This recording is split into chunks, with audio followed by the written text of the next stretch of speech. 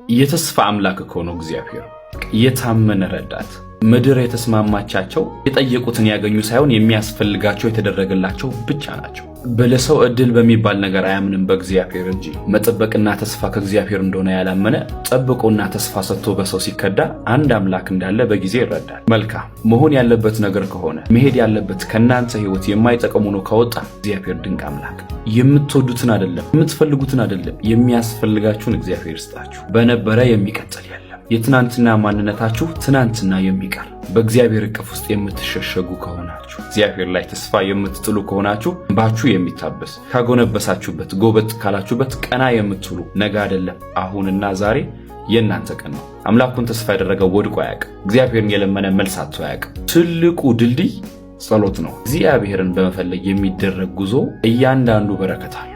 እግዚአብሔርን በቀረባችሁትና ፈልጋችሁ ባገኛችሁበት ሰዓት ላይ የአምላክ ትከሻ ላይ